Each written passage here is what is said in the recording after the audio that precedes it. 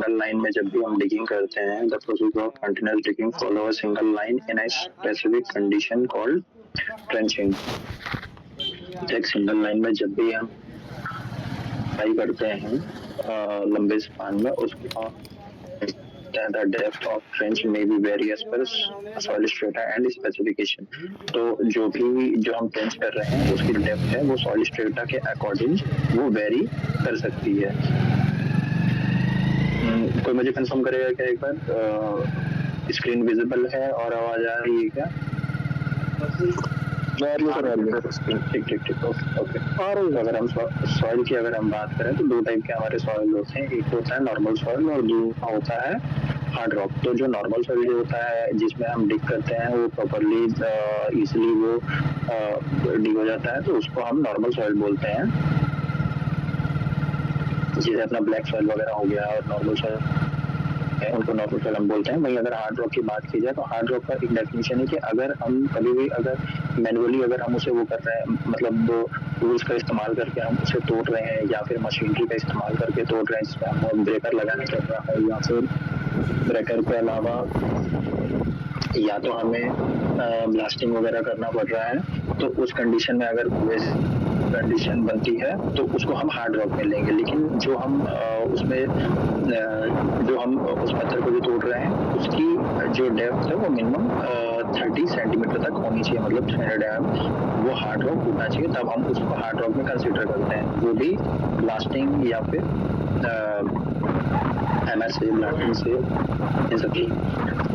उसके बाद जो हमारा आता है, अगर हम मेथड की बात करें तो जो हम ट्रेंचिंग करते हैं उसके दो मेथड होते हैं। पहला होता है ओपन ट्रेंच, दूसरा होता है ट्रेंच मेथड। ये मेनली आप लोग को सभी को पता होगा।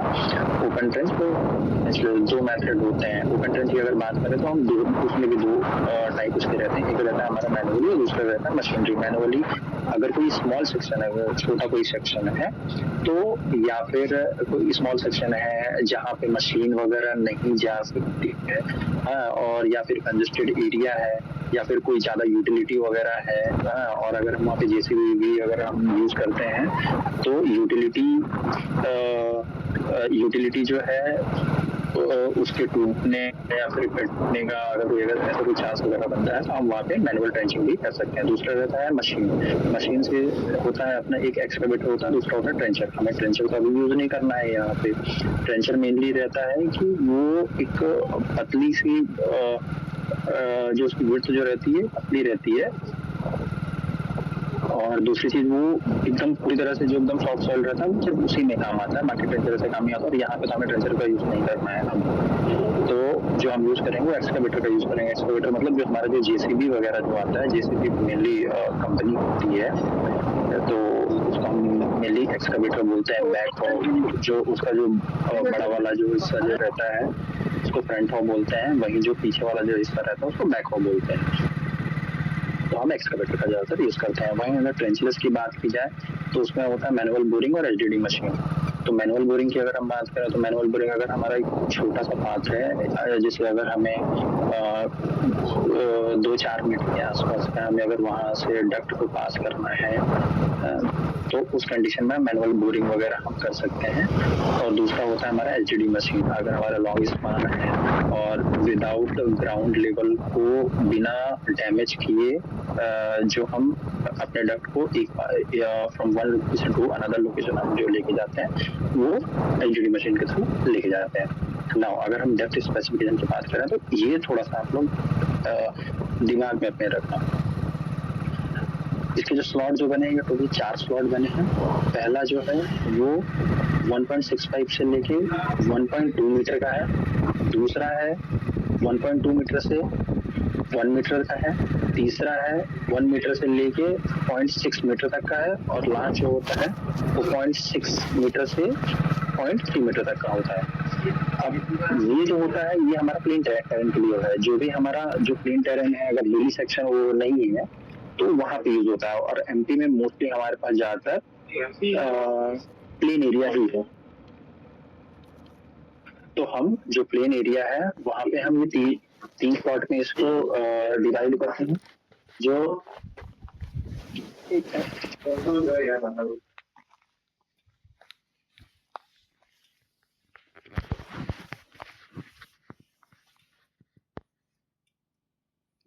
तो जो हमने इसको 4 पार्ट में हमारा ये डिवाइड होता है। पहला जो होता है 1.65 से 1.2 मीटर। अब इसमें नो प्रोटेक्शन रिक्वायर्ड लिखा है, बट ये नो प्रोटेक्शन रिक्वायर्ड ये कहाँ पे होगा?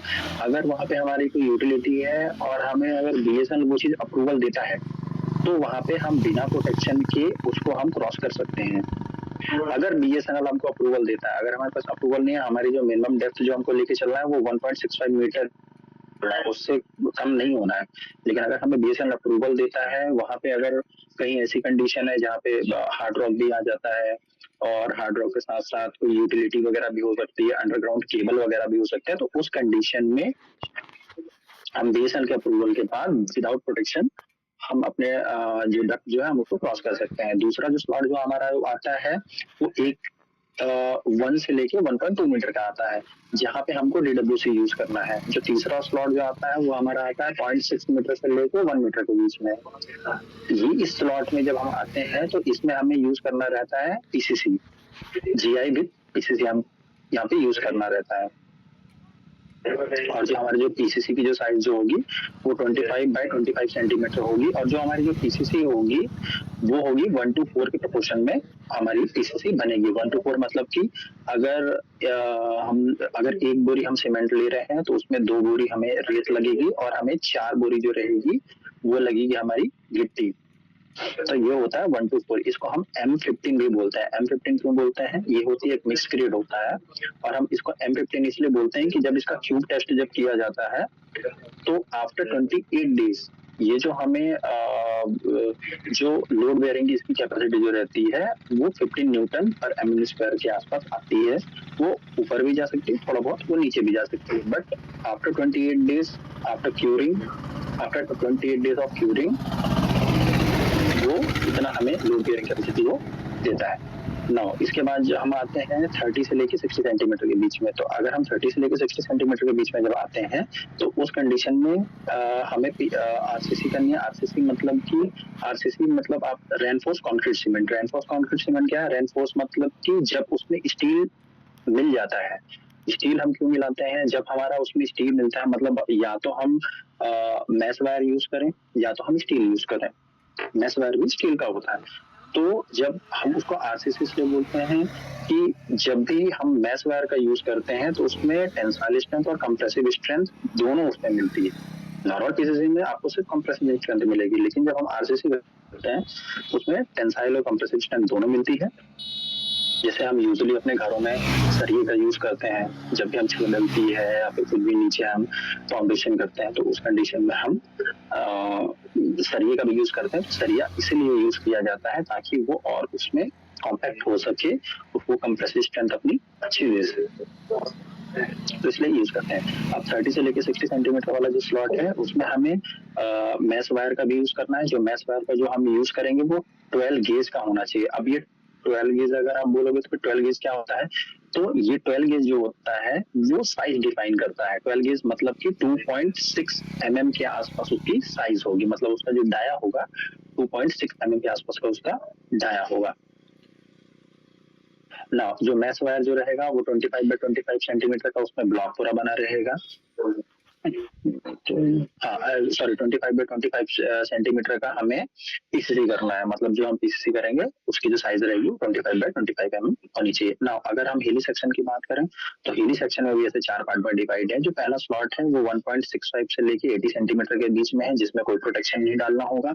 इसमें भी यही कंडीशन है कि इसमें अगर BSL हमें अप्रूव अगर अप्रूव करता है तो उस कंडीशन में हम ये कर सकते हैं। अगर 80 सेंटीमीटर से लेके 50 सेंटीमीटर है तो हमें DWC का यूज करना है। अगर 50 से लेके 30 है तो उस कंडीशन में हमें CC का यूज करना है, जिसमें जो CC रहेगी वो 25 बाय 25 सेंटीमीटर की रहेगी। ना अगर लेस देन 30 सेंटीमीटर, पहले से हमें लेस देन 30 सेंटीमीटर हमें कोशिश करना है कि हम ना जाए, लेकिन अगर ऐसा कोई सिनेरियो बनता है तो उस कंडीशन में हमें यूज करना है। और जो मैश वायर जो रहेगा वो रहेगा, उसकी जो साइज जो रहेगी वो 50 बाय 100 रहेगी। ठीक है, तो अगर आपका जो पार्टनर जो है, अगर पार्टनर मैश वायर लेके आते हैं तो उनको यही जरूर बताना कि वो 50 बाय 100 mm साइज का मैश वायर लेके आए। जैसे अभी हम जो चैम्बरों में जो यूज करते हैं, चैम्बर को जैसे अगर आप तोड़ोगे कहीं पे तो उसके अंदर भी मैश वायर लगा हुआ है। मैश वायर मतलब जाल, जाल टाइप से, जो जाला जिसको बोलते हैं उस टाइप से है। तो जो हमारा जो चैम्बर वगैरह है इसमें भी हमारा मेश वायर लगा हुआ है, लेकिन उसकी जो साइज है वो 25x25 mm की हम लेके चल रहे हैं।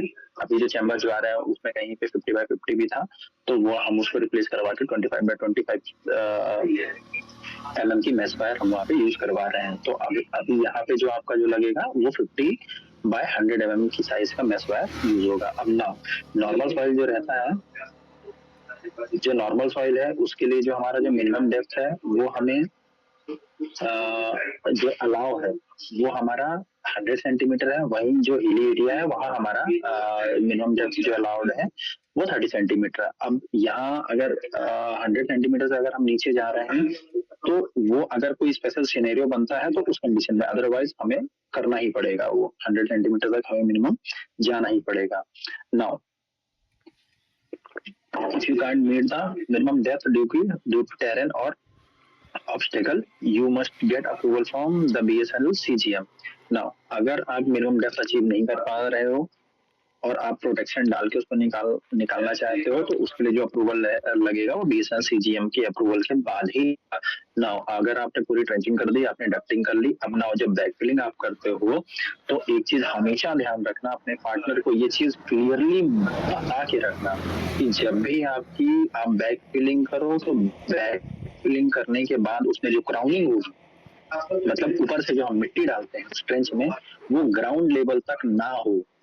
पेंटर क्या करते हैं कि यहाँ पे सीधे ऊपर मिट्टी डाले और उसको फिनिश कर दिए, उसमें जीसीबी चला दी, कुछ भी कर दी, ये नहीं होना चाहिए। तो वो जो क्राउनिंग करेंगे वो कम से कम 20 से 25 सेंटीमीटर करना है। यहाँ पे जैसे 20 सेंटीमीटर है तो ये 20 सेंटीमीटर मिनिमम क्राउनिंग हमें करनी है।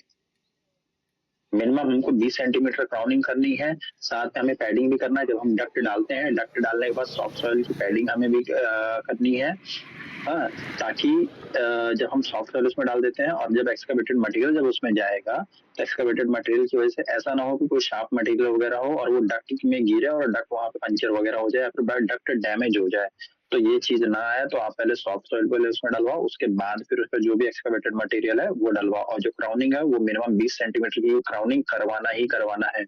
क्राउनिंग करवाने का फायदा ये होता है कि आपने अपने रूटों में भी देखा होगा कि आपका जिसका 2-3 महीने पहले से जो रूट जो चल रहा है उस रूट में आपने देखा होगा कि जो हमारा जो ट्रेंच जो है जहाँ पे हमने डक्टिंग कर रखी है वहां पे गड्ढे गड्ढे बन गए होंगे। वो गड्ढा होने का रीजन ही यही रहता है कि जब हम वहां से मिट्टी निकालते हैं, मिट्टी निकालने के बाद जब उसकी बैक फिलिंग कर देते हैं उसके बाद जो बारिश होती है तो बारिश की वजह से वो और ज्यादा कॉम्पैक्ट हो जाता है। इसलिए बोला जाता है कि आप उसमें ओवर क्राउनिंग करके चलो। तो क्राउनिंग के लिए आप जरूर उनको बोल देना। नाउ अब हम आते हैं एचडीडी पे। तो जब भी हम एचडीडी डिप्लॉय करते हैं तो उसमें कुछ चीजों का हमें ध्यान रखना चाहिए। सबसे पहले हमें साइट सर्वे करना है, रिस्क असेसमेंट देखना है। जब भी हम ड्रिलिंग करें उसके पहले साइट सर्वे करो कि भाई वहां पे कोई अंडरग्राउंड केबल वगैरह तो नहीं है, कोई अदर यूटिलिटी नहीं है, कोई रिस्क वगैरह तो वहां पे नहीं है काम करने में, क्योंकि आप जमीन के नीचे कर रहे हो, आपको नहीं पता जमीन के नीचे क्या है। अगर कोई अंडरग्राउंड केबल हुई तो उसमें भी दिक्कत है, अदर यूटिलिटी हुई तो उसमें भी दिक्कत है। तो ये चीज जरूर करें।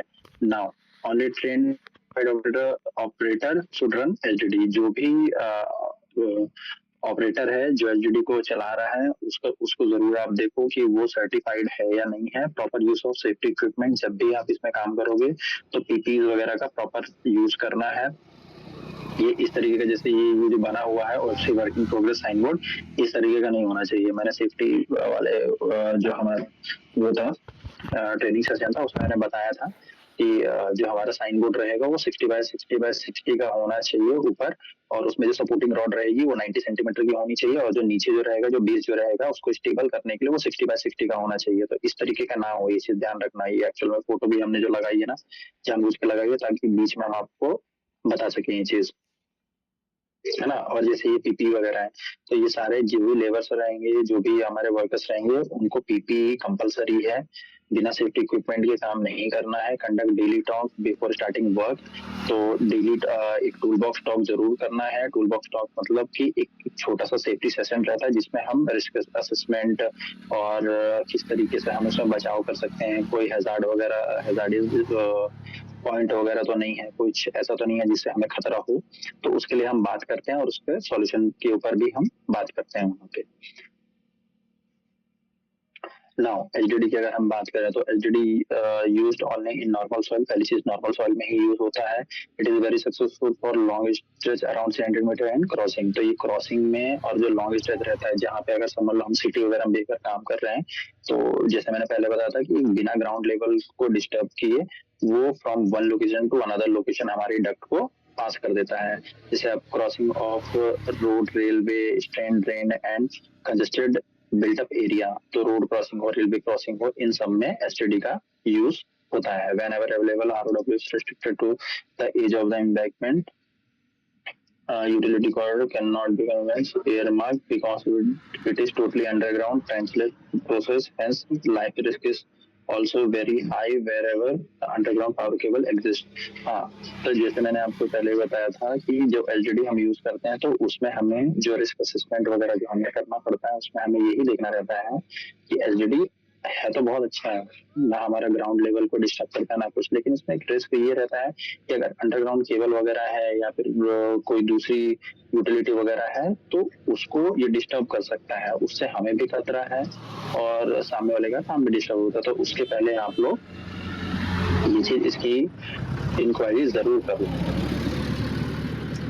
नाउ अगर हम ये तो ओटी सेक्शन में हमें क्या करना है कि जो भी हमारा ओटी सेक्शन रहेगा उसमें जो हमारी जो ट्रेन जो बनेगी उसका जो लोअर जो बेस जो रहेगा वो 300 mm का होना चाहिए, जो ग्राउंड लेवल जो रहता है वो हमारा 450 mm का होना चाहिए ना। जो इसकी डेप्थ जो रहेगी वो 1650 mm की होनी चाहिए और 1650 mm की होनी चाहिए। और इसमें जो बैक फिलिंग जो हम करेंगे डक्ट डालने के बाद बैक फिलिंग करेंगे वो 200 mm की हमें बैक फिलिंग भी करनी है सॉफ्ट सॉइल की पहले, ताकि जब भी हमारा एक्सकवेटेड मटेरियल उसमें गिरता है तो उसकी वजह से हमारा डक्ट पंचर ना हो, डिस्टर्ब ना हो या फिर उसमें कोई डैमेज ना आए।